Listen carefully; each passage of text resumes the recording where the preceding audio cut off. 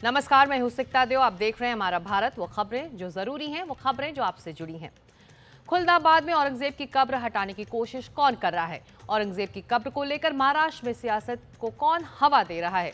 साथ ही मध्य प्रदेश से बिहार तक खाकी वर्दी पर लगातार हमले क्यों हो रहे हैं? बिहार में पिछले 4 दिन में पुलिस पर 5 बड़े हमले हो चुके हैं। वहीं अब मध्य प्रदेश से भी ऐसी ही खबरें आ रही हैं। महायुति के विधायकों की मांग के बाद अब विश्व हिंदू परिषद और बजरंग दल भी सामने आ रहे हैं। दोनों हिंदू संगठनों ने सरकार को चेतावनी दी है कि सरकार अगर कानूनी तौर पर औरंगजेब की कब्र हटाने में विफल रहती है तो वो कार सेवा करना शुरू कर देंगे। वीएचपी ने तो 17 मार्च को कार सेवा का ऐलान तक कर दिया है।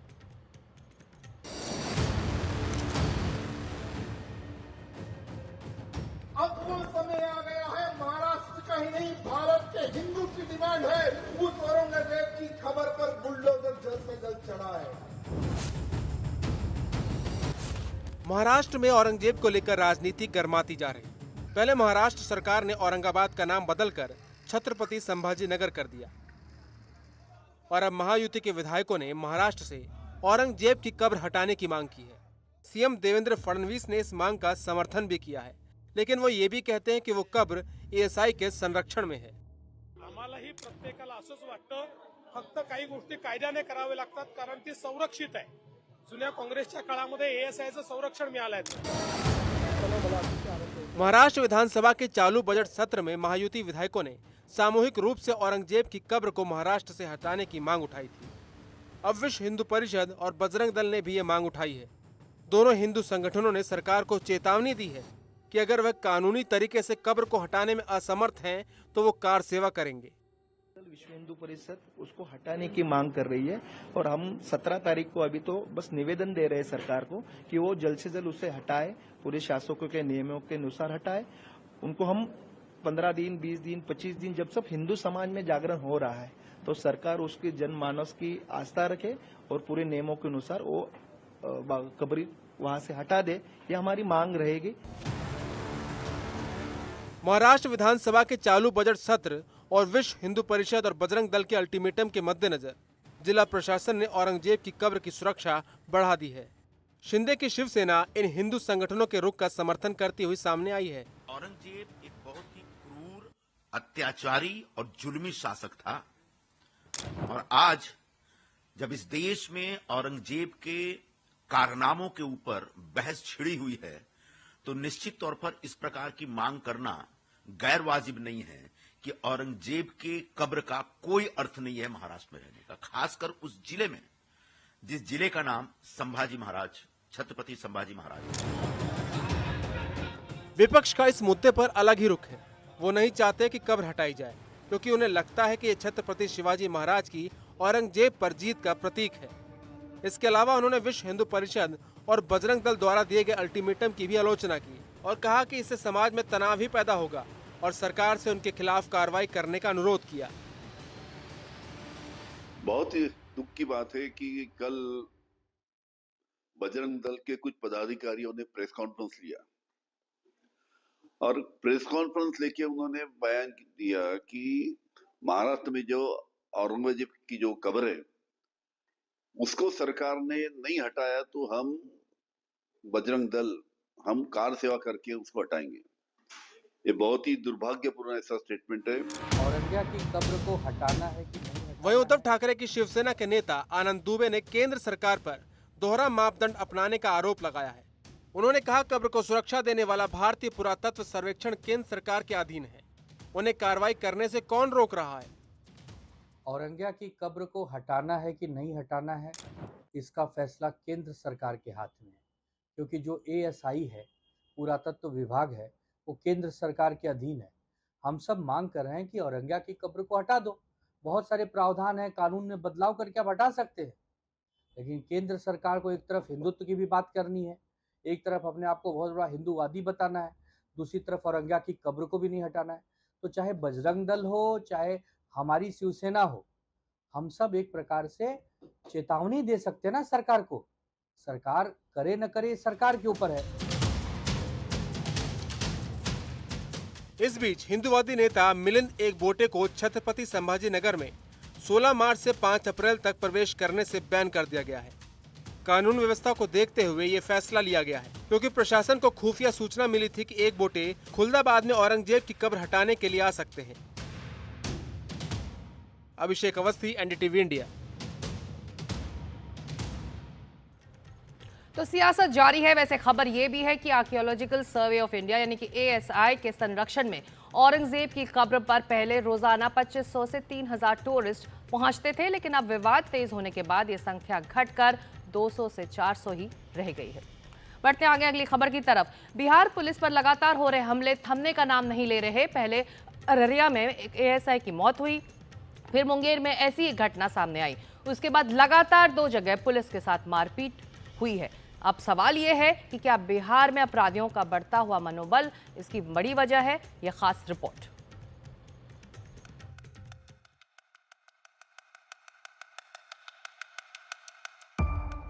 ये आक्रोशित भीड़ पटना के पास मनेर की है। डंडे और हथियारों से लैस और पत्थरबाजी करती हुई इस भीड़ के निशाने पर हैं बिहार पुलिस के जवान। ये घटना तब हुई जब पटना के मनेर इलाके में शराबियों ने गश्ती दल पर हमला कर पुलिस वालों की पिटाई कर दी। मामला इस हद तक बढ़ा कि पुलिस वालों की खाकी वर्दी तक शराबियों ने फाड़ दी। ये हालात तब हैं जब बिहार में शराबबंदी है और कानून सख्त बताया जाता है। ये दूसरी तस्वीर देखिए, बिहार के भागलपुर की है, जहां फिर बिहार पुलिस भागती हुई दिख रही है और उसे खदेड़ रही है भीड़। बिहार में पिछले एक हफ्ते से ऐसी तस्वीरें लगभग हर कोने से आ रही है। रात्रि में कासरी गांव में अंतिचक थाना में जो कि पड़ता है, वहां पुलिस की गाड़ी पे कुछ पथराव किया गया था कुछ ग्रामीणों के द्वारा। वो पूर्व से विवाद था तो पुलिस गई समझाने के लिए, उसी में अचानक से पुलिस की गाड़ी पे पथराव की। इसमें एक हमारे सब इंस्पेक्टर, 3 सिपाही और एक चौकीदार को इंजरी भी हुआ है, चोट लगा है। और मेरे साथ सब इंस्पेक्टर, यहाँ के सर्किल इंस्पेक्टर, कुछ थानों के सब इंस्पेक्टर, इंचार्ज, सिपाही और बजरा टीम के द्वारा कल रात में रेड किया गया, जिसमें 5 लोगों को गिरफ्तार किया गया है। इनकी पहचान की गई है, इनको गिरफ्तारी कर जेल भेजने के लिए अग्रतर कार्रवाई की जा रही है। 4 दिन में इस तरह की 5 घटनाएं हुई हैं। मनेर में पुलिस वाले पीटे गए। भागलपुर के कासड़ी गांव में पुलिस टीम पर गांव वालों ने ईंट पत्थरों से हमला कर दिया।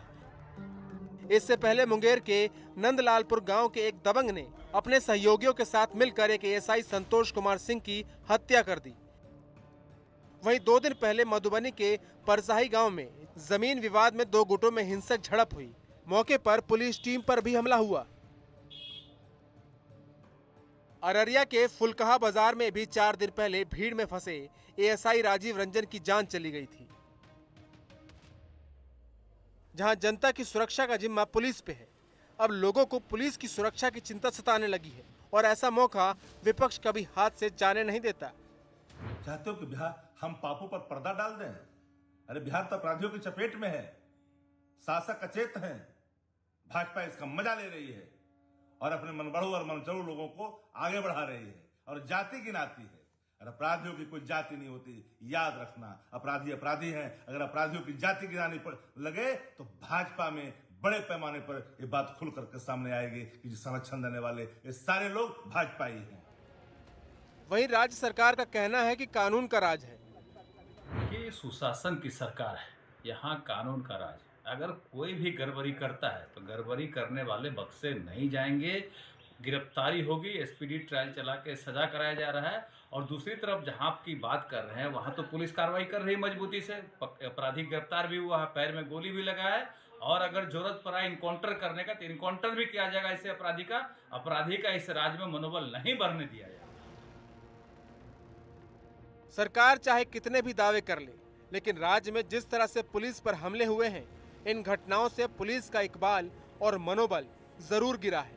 जरूरत है इन मामलों में कठोर से कठोर कार्रवाई करने की। पटना से प्रभाकर कुमार, NDTV इंडिया। और इस वक्त एक और खबर बिहार के जहानाबाद से, जहां पर एक पुलिसकर्मी के घायल होने की बात कही जा रही है। पुलिस ने लाठीचार्ज कर दिया था भीड़ को तितर-बितर करने के लिए। नगर थाना क्षेत्र के सदर अस्पताल के नजदीक ये घटना हुई है। तो जहानाबाद में मटका फोड़ने के दौरान पुलिस टीम पर हमला हुआ है। मनीष कुमार हमारे सहयोगी इस वक्त हमारे साथ हैं। मनीष, एक और हमला पुलिस वालों पर बिहार से लगातार ये खबरें पिछले कई दिनों से आ रही हैं। देखिए, निश्चित रूप से इस बार होली का जो त्योहार रहा है और जिस प्रकार से हर अधिकांश कम से कम आधे दर्जन ऐसे वारदात अभी तक रजिस्टर हो चुके हैं जहां पर पुलिस कर्मी जब वहां पर छापेमारी के लिए गए या बीच बचाव किया तो उल्टे उनके ऊपर जो है हमला हुआ है। और जहानाबाद में भी यही घटना हुई है कि वहां मटका फोड़ने को लेकर जो विवाद था वहां पर पुलिस की टीम पर हमला किया गया। हालांकि पुलिस को बाद में वहां पर जो उग्र भीड़ थी उसको तितर बितर करने के लिए लाठी चार्ज करनी पड़ी। लेकिन आप कह सकते हैं कि बिहार में इस बार पुलिस के ऊपर, पुलिस बल के ऊपर हमला जो लोगों के द्वारा जो हुआ है या असामाजिक तत्वों के द्वारा हुआ है उसमें अप्रत्याशित रूप से काफी बढ़ोतरी हुई है। बिल्कुल। ऐसे में मनीष, सवाल भी ये उठता है कि आखिर इन अपराधियों का मनोबल इतना बढ़ा क्यों है?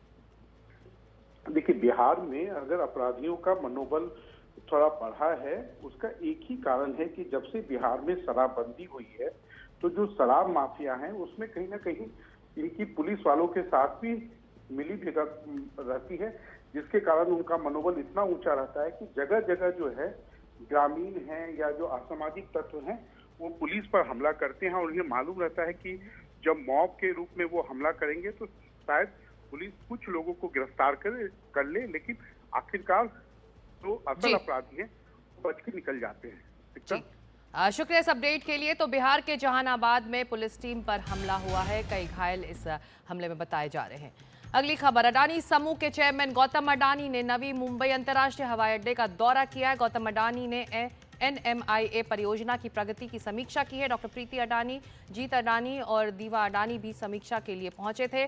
अडानी एयरपोर्ट होल्डिंग्स लिमिटेड के CEO अरुण बंसल और Navi Mumbai international airport limited के CEO कैप्टन BBJK शर्मा भी इस दौरान मौजूद रहे। NMIAL की टीम, साझेदार और स्टेक होल्डर कंपनियों के प्रतिनिधि भी मौजूद रहे। नवी मुंबई अंतर्राष्ट्रीय हवाई अड्डे का जून 2025 में उद्घाटन होना है। ये परियोजना तेजी से पूरी होने की राह पर है। नवी मुंबई अंतर्राष्ट्रीय हवाई अड्डा एक बार फिर बनकर तैयार हो जाने पर इस क्षेत्र में कनेक्टिविटी और विकास पर बड़ा असर दिखेगा।